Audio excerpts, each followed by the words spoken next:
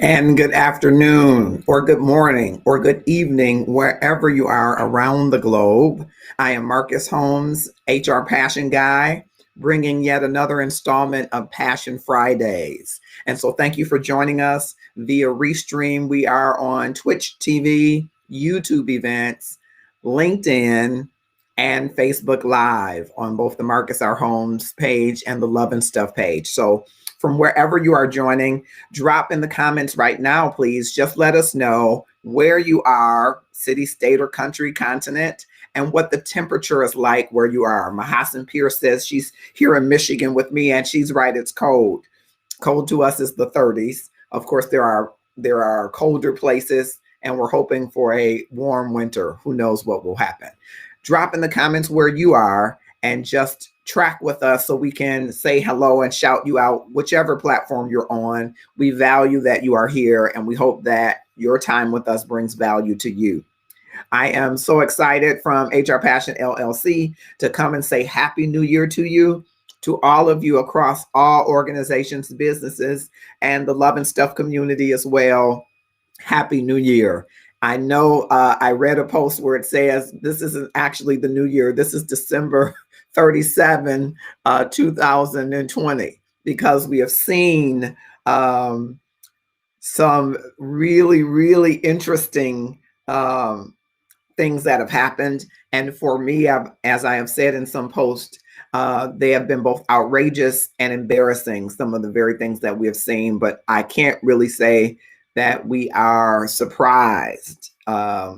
Some surprise in some of what we experienced very recently. And we're going to get into that in just a moment. Katina Reed Bland has joined us on the LinkedIn community. Those of you that are there, I hope you will join Katina by dropping in the comments that where you are. And she says she's in Sterling Heights and it's cold. Well, tag someone. Let's warm it up, Katina, and tag someone to join us. I see Marilyn Hamilton has joined us, Stacy Jones on the Love and Stuff Facebook community. And I'm hoping that all of you will click share and tag someone to join us in the conversation. And what a conversation I think it will be. And just before I dive into that conversation, I want to just remind you of the great things that HR Passion LLC are engaged in and involved in.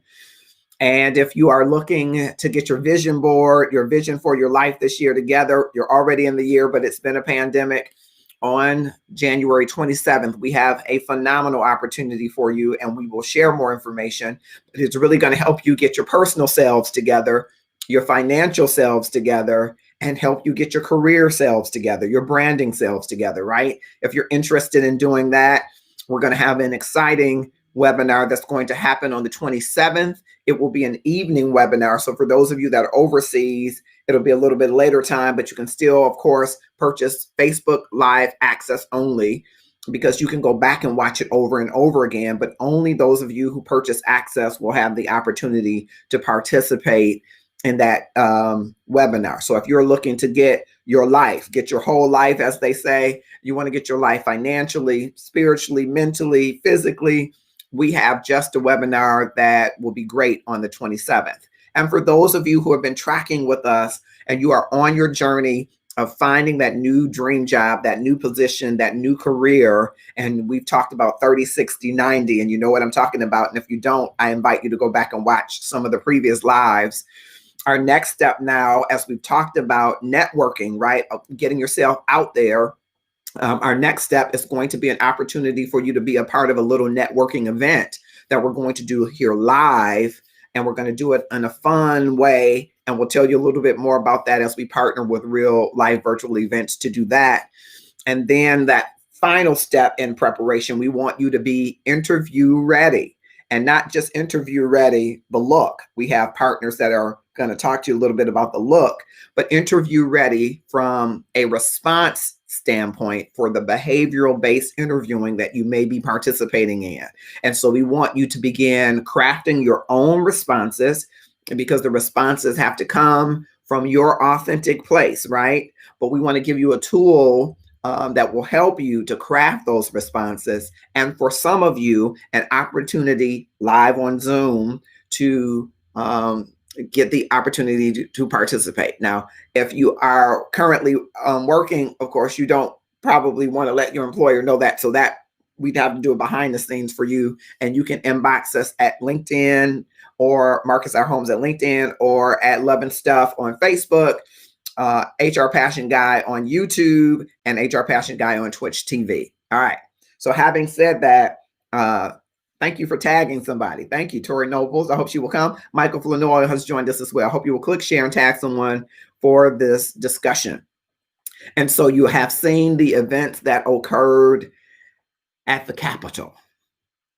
And as I stated at the outset, I am outraged and embarrassed that we live in a country where this would happen. And however you feel about it and whatever you think about it, think about the police involvement or lack thereof.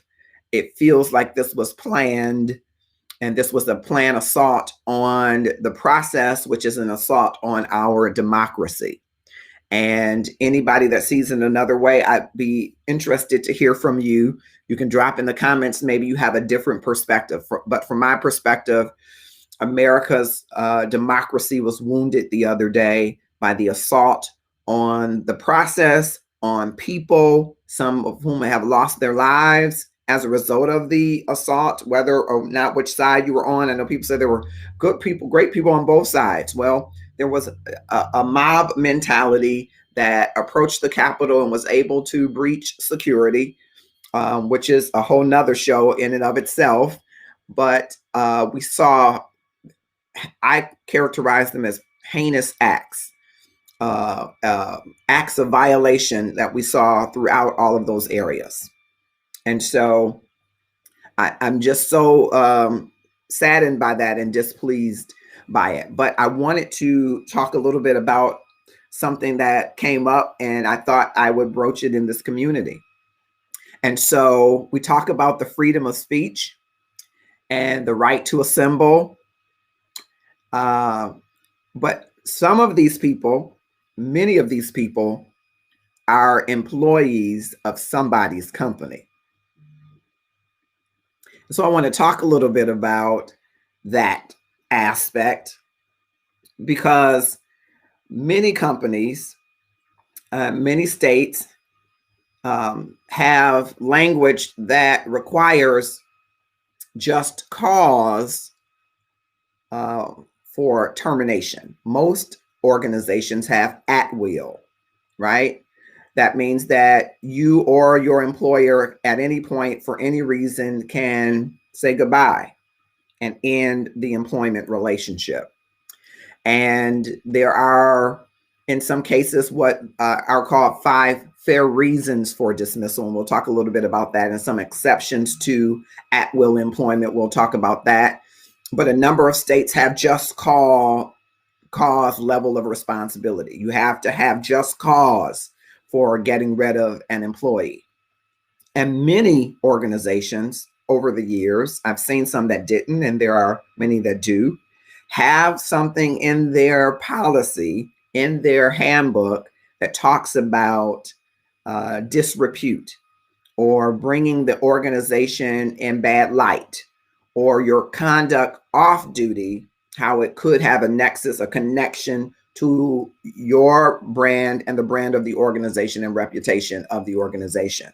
We're seeing that to some degree in a high level, you might consider it, with Josh Hawley, who is the senator from Missouri, or if some people would say Missouri. He is a U.S. senator there, and he had quite a bit to say about the objection to the certification, and a little bit more. And there is a West Virginia senator congressperson who allegedly was actually out with these protesters, terrorist, mob, however you seek to characterize them. And as a result of that, Josh Hawley, Simon and Schuster has canceled their plans for his book. I believe, as you've seen, different people are resigning from the cabinet.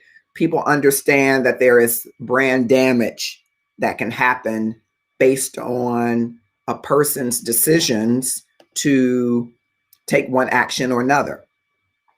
Christine Sims says, can this policy be put in effect with the current administration? Just asking. Well, the current administration, there are federal policies, and some of them don't govern the cabinet members, right? But the laws do, right? And so, of course, the feds are looking at the current administration about culpability, right? About whether or not actions that they have taken rise to some level of criminal context, if you will, or removal, right? There's been a lot of talk about invoking the 25th Amendment, right? And so there are things in place. But for an employee, if you go out and you decide to peaceful protest, hello, Jocelyn, hey, cousin, if you decide for peaceful protest, it's different if the protest becomes illegal, right? You do some actions that are illegal, or you are in a company that has at-will employment, and that does not reflect their brand. Now, it would be great for an at-will employer, all at-will employers, to have some policies in place that talk about what are causes for immediate dismissal. You might not want to do too much of the progressive dismissal, because if you do, of course, you build the other person's case, the employee's case, to be able to say, you had to complete these steps in order to terminate me. It's a tough road to go, and pretty much you let go people how you let them go. But if you build into that some just cause, then you're building a case for the employee to say, well, I didn't get my first warning. I didn't get my second warning. I didn't get my third warning. And you gave 3 warnings to everybody else who did similar offenses, right? So if you have more, something that broadly says immediate dismissal includes misconduct off the job, and here's what that looks like, but it's not exhaustive in that we couldn't delineate here every example of what off-duty conduct would be, you stand in a better position to let that employee go, to say goodbye. But if you have a policy that says misconduct is a second offense and that requires 5-day suspension, gross misconduct is a 15-day, and the next time you do a gross misconduct is 30-day, you would be hard pressed to go straight to the 30 without being able to build a case that it was so egregious that you had to separate the employment. So while people have a right to the freedom of speech and a right to assemble, I want to caution people about having this feeling that's rising in our country and rising in sectors. And I say rising and not being created because it's been there, but it's rising, and you feel empowered to go out and do and say whatever.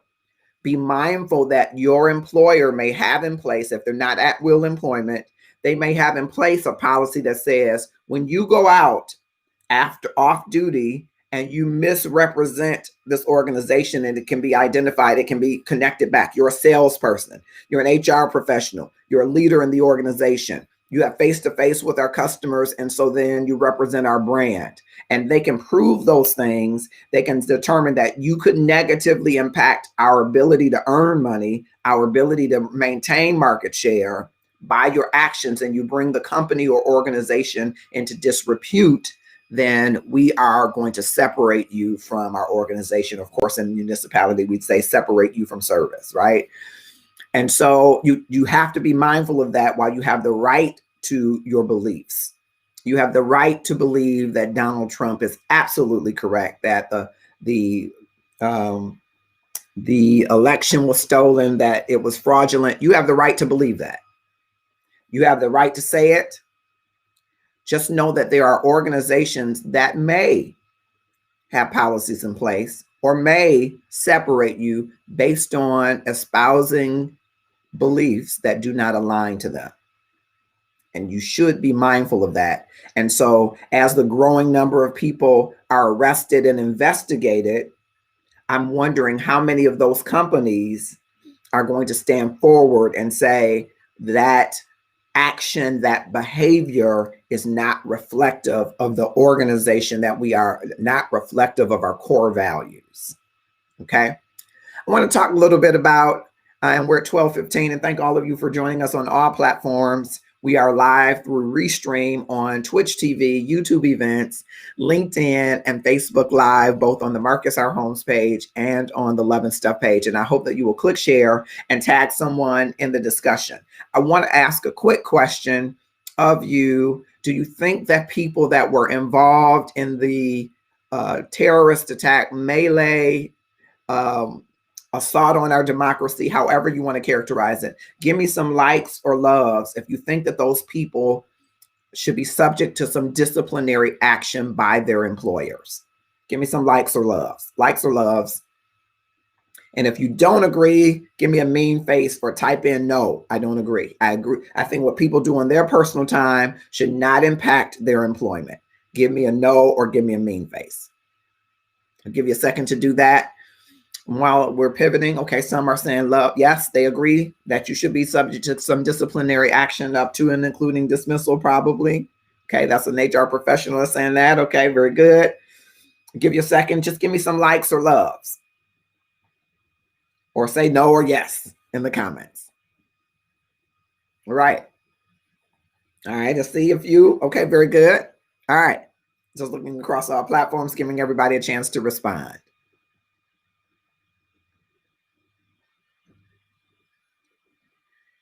I'm going to talk a little bit about these 5 fair reasons for dismissal. A little bit about that. We will do something a little more in depth on the 6, the standards of just cause. We'll do a little bit more in depth on that, but I wanted to just talk a little bit about these reasons for fair dismissal. Jocelyn says you're representing the company. Yes. And I know that there are employees who think, but I've conducted investigations in the in a role over many years where employees says, Mr. Holmes, I don't think what I do in my private time. There was one such case where 2 employees got into a physical altercation after leaving work, and they were a little different in that they were leaving work and they were going to come back to a later shift. So we're kind of working a split shift, but they were off the clock for the period of time. They got into an altercation at the gas station. It was fully recorded. And there was, because it was fully recorded, it got into the hands of some media. And so look, these employees who were in uniform are fighting. And so some action was taken. And as it went through the grievance procedure for disposition, one of the employees was testifying saying, hey, Mr. Holmes, I don't think, I was off work. And what happens off work? You mean if I'm off work and I'm beating my wife on camera? And I said, well, hold on, before you go there, do you beat your wife? Let's get you some help. let's get you the EAP. But, if I'm beating, and I don't mean to diminish beating or domestic violence, but the reason I chuckled is like, hold on, don't say that so matter-of-factly. But, people feel that they have I have the right to my opinions. I have the right to live my life. And you do. It is when that right might in some way be connected to your role or responsibility as a representative of the organization. That's what I believe becomes in question. Now, there are a couple of exceptions to this at will standing. Of course, there are states, again, that have some law that says, you can't just get rid of people at will. Some of them have what's called a covenant of good faith and a fair dealing exception. Some of them are Alabama, Alaska, Arizona, California, Delaware, Iowa, Massachusetts, Nevada, Montana, Utah, and Wyoming. And there are some others, just a few. They say that employees can put forth lawsuits for broad principles of good faith and just cause, which we won't, again, just cause in and of itself is a whole hour-long show, and I will invite some of our employment attorneys to join us to give us some of their sage advice and opinions for that. So look forward to that. And if you're an employment attorney, we'd love to have you as a part of that show. You can inbox me on LinkedIn at Marcus R. Holmes, or on Facebook at Love and Stuff, or on YouTube events as HR Passion Guy. But when you talk about these kind of exceptions to that at will, meaning again, you or the employer can say goodbye, we're done, our relationship is done without notice, with or without notice, with or without cause, right? And some of the exceptions to that would be collective bargaining agreements, right? So you're a part of a union, it spells out how termination can happen. One of the bedrocks of unions, right, is to be able to ensure that there is some just cause for your separating from a company. Company policy. So if you got a company policy that says warnings need to be provided, again, you want to be careful spelling it out so much if that's not your intent, because if you do and you have 4 steps and you go right to step 4 when someone does something the first time and you didn't go straight to step 4 when someone else did that same thing, you open yourself up potentially to some litigation around whether or not it was the right thing to do based on your own company policy, right? Individual employment contracts, which people have moved to those with gig workers and other folks. You got to be careful what you outline as the terms of condition for employment. What is a breach of that contract? Because that gig worker or temporary worker or whatever the status of that worker is, they could utilize that to raise a claim that there was a wrongful termination action. So that could be an exception to the at will, of course, if you have an individual employment contract. And public policy.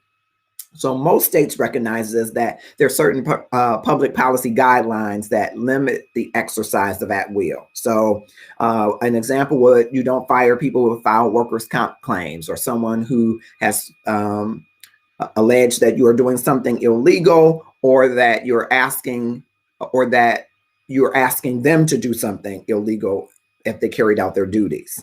It could also protect some workers engaged in acts in the that are in the public's interest, and normally that is considered serving in the military reserve or on a jury. So you would not discharge someone for serving for something that's in the public interest. Now, I heard an interesting argument earlier that protesting is in the public's interest, and it might be. I don't know if it will fall under this public policy. And anyone who knows of any precedent where it has, I'd be interested to have you discuss that on the show. So those are some exceptions to at-will employment, where at-will employment, just getting rid of somebody with or without cause, with or without notice, would not be appropriate if these exceptions exist. And I wanted to bring those to your attention because we're talking about, for those of you that are just joining us, those persons who were involved in the heinous acts that occurred at Capitol Hill. Many of them are more likely than not employees of companies. And so watching them, other people who have the same feelings rising up in them, I want to caution them. I want to caution any employee from going out and doing anything illegal or anything that could be construed by your employer as a misrepresentation of that employer, because that employer may take action and it may be legal. They may have good legal standing to do so. So I'm not saying you don't have the power to have freedom of speech, that you don't have the power to organize or assemble, but you want to be careful that what you are involving yourself in represents that organization. Because if they have a policy or you are an at-will employee, you could put yourself in jeopardy.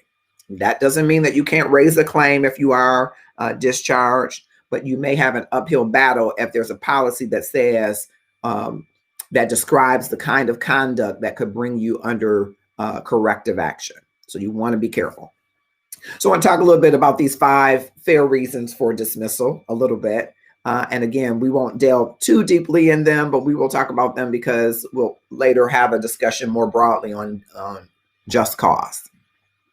And so number 1 is conduct or misconduct, right? So it's the things that you do, and this could include conduct or misconduct off the job.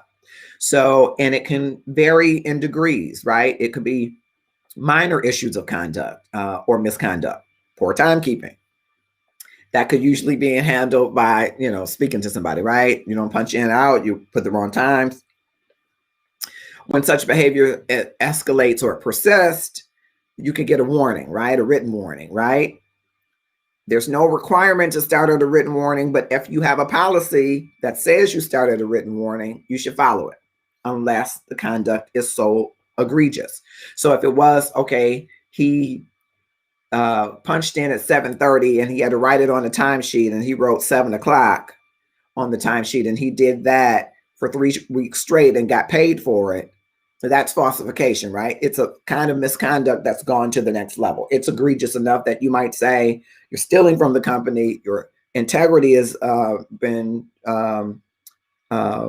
challenged, if you will, and so we're going to separate you from service or separate you from the company. That would be very serious conduct: theft, discriminatory behavior, gross misconduct if there's some safety sensitive aspect of your job that you fail to do. So that could result in an immediate dismissal. Okay. And that's where is most appropriate a gross misconduct. A gross misconduct could certainly be considered off the job, busting a window at the Capitol. Gross misconduct could be taking mail from someone's office, unopened mail, which would be a federal offense, right? Tampering with someone's mail, and there's a picture that you have taken it, right? Could be gross misconduct for stealing artifacts or items from Capitol Hill. Okay. And so all of those might not start at a warning, right? They might escalate. You being present, you storming the Capitol could certainly be something that is considered misconduct. There might be some argument on either side about whether or not it goes to gross misconduct if you went to go and what you consider was peaceful protest. Okay. Capability or performance. And this is where a lot of organizations tend to build in more rungs, right, for corrective action because you've invested in an employee. And so to just let them go because that employee is not performing or is unable to perform could be a health reason, could be some other deficiency. And so you try to cure it with training, right? So capability or performance on the job is considered a fair reason that you might progress toward dismissal. Okay. Redundancy is another one. Redundancy is where your company has found a better way to do your work. And so it cuts your work in half and they don't have enough work to supplement. So they lay you off, right? Or if the business is closing down, or if there's a change in location and they aren't paying relocation costs for people. If they have outsourced your function or role, right? Or if there's a reorganization and they eliminate new jobs, or old jobs rather, and create new jobs requiring different skills or different technology or combination of resources, right? All of those could be a dismissal, a layoff of some sort. And typically there will be an appropriate consultation depending on the number of people involved in that. In certain states and or industries, there would be a mass notice given to the employee, to the union. So it's the job that becomes redundant and not the individual. Great employers find ways to upskill and reskill their employees, even when their traditional jobs have gone away, right? So in your workforce strategy and planning, right, you're going to see the jobs that are going to be broken down into different parts and reconfigure, reconstruct it. And you're going to see the human capital resources that you have left to see whether or not they're a pair for the new fit or whether or not they can be upskilled or reskilled for some other opportunity within the organization or without, right? Statutory illegality or breach of a statutory restriction. So a driver who loses a driver's license and that driver's license is needed, CDL drivers for various industries, right? If you lose that license, then you're losing your job in essence. Now, some employers would give you the opportunity to get the license back. Of course, there are regulations that if you're suspended for your license is suspended for certain reasons, there are certain abeyance periods that you'd have to wait. So an employer could take action to remove you from the safety sensitive function and remove you from the position by dismissal. That could be something that could happen if your job requires that you maintain a certain license for safety or legal or statutory reasons. You would have to follow those statutory procedures and then your formal dismissal procedure, right? All of those would be things that could happen. And then there could be other substantial reasons. If there's a fixed contract, you're a temporary employee, you're to work not to exceed a certain time frame. If this is an interesting and important one, and I think is related to some of the conduct that you saw.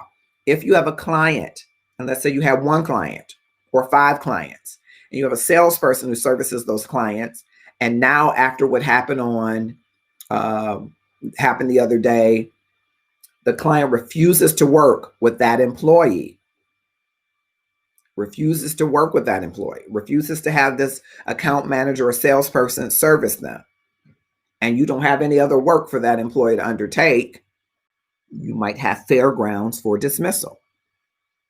If that organization says, we will not work with an employee servicing our account who busts windows at the Capitol, you might have a fair reason for dismissal. Doesn't mean it won't be challenged. Doesn't mean you don't need to have your ducks in a row, but you can certainly say this is loss of market share. This is loss of business because you have brought us into disrepute. Okay. If you change the terms of and conditions of employment, you could potentially dismiss an employee who does not want to accept those terms of employment. Of course, this would not be in a unionized environment, but you change the terms of employment and person says, well, no, thank you. You could let them go. You could also re-engage them on new terms and conditions as well. There's a personality clash that causes a substantial issue to the business. And that's more again, where there's at-will employment, where and a higher level person, the CEO and CEO are not working well together and they clash like this. A board of directors could remove both of them or either of them, right? And that would be a fair reason for dismissal. Could be. Not saying that people won't challenge it. And another one, and these are not exhaustive, but these are ones that I wanted to share. If there's a significant conflict of interest. So you have an employee who has a partnership with a competitor, or there's some other serious threat. Those are all potential fair reasons for dismissal. And so going back to, and Alberta Rayford has joined us, Linda Phillips and Dewan Sample. Thank you all for joining. We're talking about right now fair reasons for dismissal. And some of those fair reasons for dismissal does not mean that an organization would not be exposed to some litigation, because we live in a litigious environment, but it does mean that you should have reason for letting employees go. And whether or not you feel that you have reason to let employees go who participated in the melee, in the heinous acts that occurred at the Capitol Hill, I think is a good sign for all of us, employees and employers and the representatives, of the kinds of behavior that can bring organizations in disrepute, and that those behaviors do more than follow you back home. Those behaviors can follow you to work and maybe follow you to the unemployment line. I wanted to just take a quick break right here. And when I come back, I want to ask you, some of you did respond earlier, but I want to know if any of the others of you feel, if you were an employer and you saw your employee on those cameras, on the footage, what would be the action that you would want to take? Be right back on Passion Fridays. Welcome to Powerful Money Tools, LLC. At Powerful Money Tools, we are here to prepare for your future. We want to talk about financial freedom. Financial freedom is budgeting, credit building, and also financial education. So once again, welcome to Powerful Money Tools, LLC, We can't wait to help you in your financial future. Thank you, Christina Smith, owner of Powerful Money Tools LLC. Christina will be one of the presenters on our webinar on January 27th. It will be January 27th at 7 o'clock p.m. Eastern Standard Time. So it's an after work affair. And we're inviting you to this Facebook access only event that you will be able to purchase your ticket to. Marlon Wilson Williams will also be presenting there, and we'll have another special surprise guest joining us to help you get your vision board together, to help you get your life together. Christina will tell you about her story of becoming debt free, and she will tell you about her tools and tactics that you can employ and strategies that you can employ to become debt free, to get your financial house in order in 2021. She will also share with you about credit repair practices that you can begin to put in place now to help to build your credit, both your personal credit and business credit, so that you can get that side hustle, get that second business going, that second stream of income that you've always dreamt of, how you can start to structure it now to move forward and accomplish your dreams, goals, and visions. Marlon will talk to you. She is a certified life coach, and she's going to talk to you about how your peace should be non-negotiable.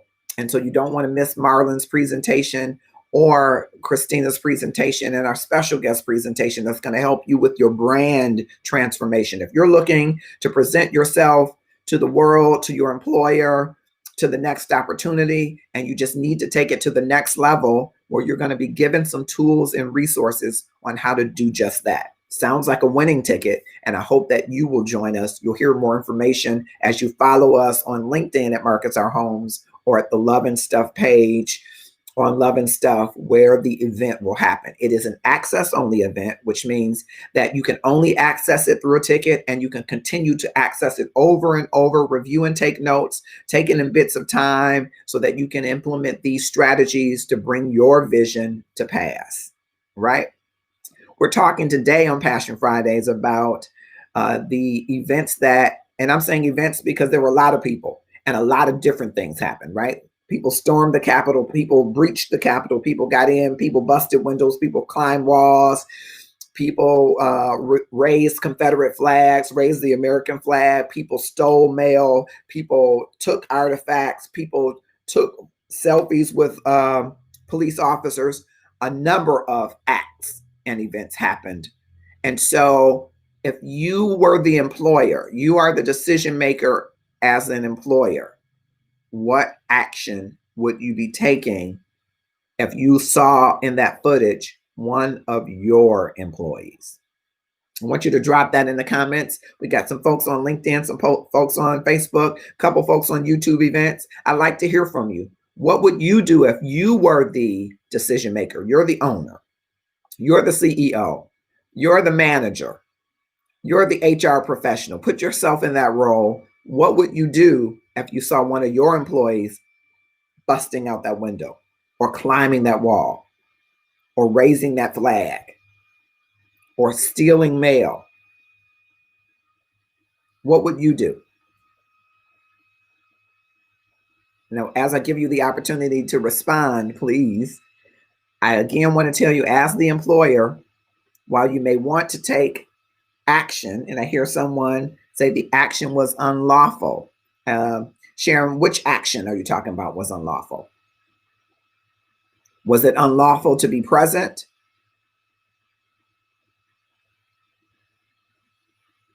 All right, I'm reading the comments, and Christine says, I love how politically correct you explained this queue of events currently happening. However, this seems to be the beginning of a revolution attempt. Let us keep in mind of the Johnson administration. Thank you for that sage comment, salient point. And I'm wondering, because employers would have to watch, right? There's footage everywhere. I mean, everywhere you turn, you're seeing different images of different people doing different things. And so someone who showed up to protest, would that be an illegal action? I'm asking Sharon Lacolas. I hope I pronounced your name correctly. I apologize if I didn't. Would you say that action is unlawful? And would you only take action if the action of your employee was unlawful? Okay. That's a great point I think you raised, but I don't know that everybody there, because they're investigating, right? Someone said there were 1,000 people there. Some people say a lot of people there. Some people say hundreds of people there. And so, what if one of those people said, hey, we're going to protest? The president raised a call to action. He invited us to come and protest at a rally. And I went to protest, and he said, let's go over to the Capitol. And so I marched over to the Capitol. I had no agenda. There were crowds of people, and some got in, but I didn't get in. I was there shouting and saying, this is a farce, get lost, whatever the chant may be. I made up one. I couldn't think of one. Is that person doing something unlawful if they're obeying commands of the law and they're protesting peacefully? Not someone who forged the door, right? Someone who told the police officer, F you, we are getting in. I don't even know if that's what was said, okay? I just had to make a quick summation of it. Someone said, we got a right to be here, and we're, regardless of what you say, we're getting in today.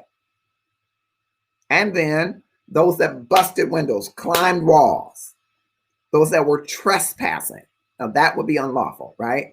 But people who came to the White House, came to the Capitol and said, we're peacefully protesting because the president said, let's go protest. Let's go there and let them know that this is the wrong action.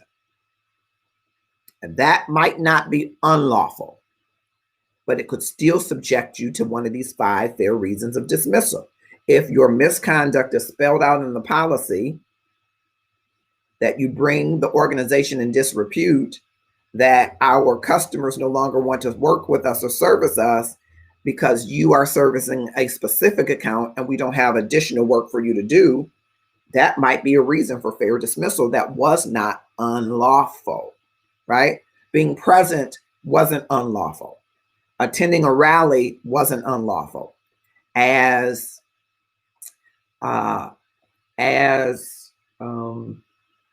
we might disagree on why you were there, why you should be there, you have the right to support Mr. Trump if that is what you want to do.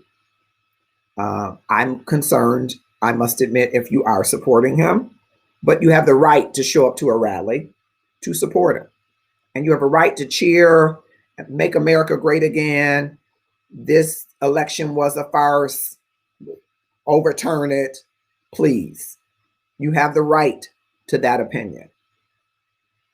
But when that right infringes on the personhood of another or the property of another, or seeks to gain egress where you are restricted or not permitted by law or action of law, that, I agree, Sharon, is unlawful. And I think when they investigate this and look at all of the footage and try to identify all of the people, I don't think that all 1,000 or all 1,000 or all 700 or 200 of those people would have made it in.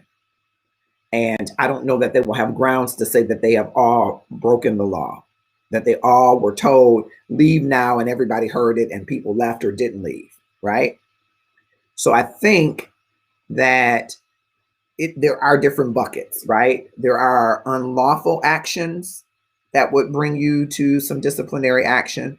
And there are lawful actions that are not in alignment with a brand that could bring you to some action. And those I want employers and employees to especially give care and custody to, because I think it stands, if you are found guilty of some unlawful action, you'll either be unavailable for work or have had enough disrepute that is on the record that an organization might use it as fair grounds for dismissal.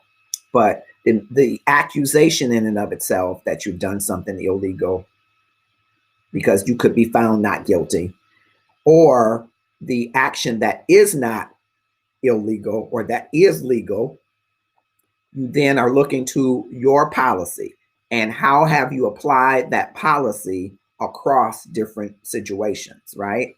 I think that any arena for disposition is going to be looking to see how you applied your policy to other similar situations, and whether or not it has had disparate impact, or whether there was disparate treatment based on any protected categories within the law. Let's face it, we've seen in our country and in our world that the majority have lived at a different set of rules than the minority. And so it will be important to know, what did employers do to Black Lives Matter protesters? And what are employers, those same employers in some cases, doing to this Capitol Hill? Because the two have been compared. I think they have some similarities and a lot of dissimilarities, but the two groups have been compared. This, what I characterize as a melee terrorist group, and a Black Lives Matter militant protesting group, have both been accused of both legal and illegal actions, right? There have been arrests of upwards of 400 people. And so far, I think it's getting into the 90s of people that have been arrested or called into question, right? Now, what did the employers do for those Black Lives Matters protests? And if those same employers had employees at this company or at this unfortunate circumstance, what do they do now? Because there's always been a difference in rules and how the rules play out. And so I'm very fascinated and very interested to hear from some of you. If you were the employer, and if you are an employer, how would you handle it? Would you handle it differently than if you had Black Lives Matter protesters who did some actions that were less than aligned with your brand, but less than illegal, meaning they were legal, but you didn't like them as aligned with your brand? And if you're an at-will employer, would you separate them for the disrepute that you feel they brought to your organization? Or would it only be once it arose to an illegal standpoint? That's the question that I hope to broach with you and hope to get you to think about. I'm very passionate about diversity, equity, access, inclusion, and belonging. And some people think equity, some people say equity and access are the same thing. Diversity, include equity, access, inclusion, and belonging in organizations. I recently saw a post where people think that that aspect of work should be outside of human resources. I vehemently and strongly disagree, because it sets in motion for me something that human resources as a profession have been trying to do for a long time. Is we're trying to migrate to the center of the operation and processes, where our ingenious can help business drive business results through people. And as long as we live on the periphery of the processes with people and never delve into the operations and understand them and the inner workings and how our work helps to drive business results and efficiencies, we will never have the coveted seat at the table with our partners in business or with the C-suite until we intimately understand, interact, and embed the operations and processes in our work. And so to call for a separate area of learning, or to call for a separate area of diversity, equity, access, inclusion, and belonging would mean that we are giving up that opportunity to go to the center of the organization. That's just, my one-sided view of it. And so that diversity, equity, access, inclusion, and belonging work, we should drive to the center of the operations and process for how we as organizations do and conduct our business. And HR should be right there. So HR needs a satellite office at the center of business so that we understand the everyday operations of that business. And we're as invested in the success and the streamlining and the growth and expansion of those operations and processes as we would on the periphery. We really haven't been HR from the inside out yet. We haven't really gotten to the inside of the organization, to the core of its values, to the core of its missions, to the core of its inner workings, until we go there. And if we are there, then we can broaden out these diversity, equity, access, inclusion, and belonging initiatives. But we need that coveted seat in the center of the operations. And quite frankly, we have an environment where a lot of leaders don't see HR at that place. But heretofore, honestly, not all of HR wanted a seat in that place, wanted to intimately understand the business, wanted to intimately be able to run the business from a people standpoint, from a process standpoint, to understand the financial impact of that so that we can embed our initiatives in the operations and processes, that our operations and processes are synchronized with operations and processes of business. And so that's why I think that work is important. And I think it's tied and connected to this work of how we represent our brand and how we say what protest is appropriate and what actions are not, and how we begin to look at it and spell it out. Because there is even the opportunity for disparate treatment for people who protest align with a certain organization or matter versus others. We have seen a difference in treatment here. We've seen a difference in treatment of BIPOC individuals, Black, Indigenous, and people of color, as we have seen of the white majority of people whose protest has gone as far, if not farther, than any we've seen in the last year.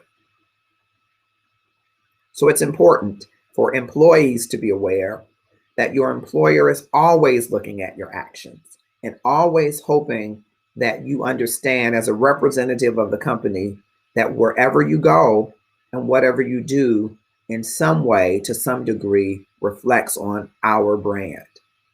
That we don't intend for there to be a separation. We intend rather for there to be a separation in your personal and professional. But we realize we live in a world, a social media driven world, where everything just about can be seen and heard by everyone. And because we're using that same tool, those same resources, social media, to expand our market share, propel our brand, and educate and tell our stories, that we want our employees to be telling stories that are uniquely their own, but that don't infringe upon our brand in a way that misrepresent our brand. And again, it's incumbent, it is required of the employer to be able to demonstrate then to say, your actions have impacted our brand. Be prepared, employers, to say how they have. Do not just follow the footsteps of Google. With all due respect, I've asked Timnit to join us on our Passion Fridays, and hopefully she will one day join us. But I would not say follow Google's path necessarily. It has been a very public path of how they let one of their employees go. And I think when you're thinking about dismissal, think of the 5 fair reasons, think of just cause standards, even if you're an at-will employer. Give some consideration to why you are letting someone go, because that very reason may be called into question if it can be identified at some point in the future. We're at 12:54. We're excited for this year, even though I do believe it is feeling like December 37th,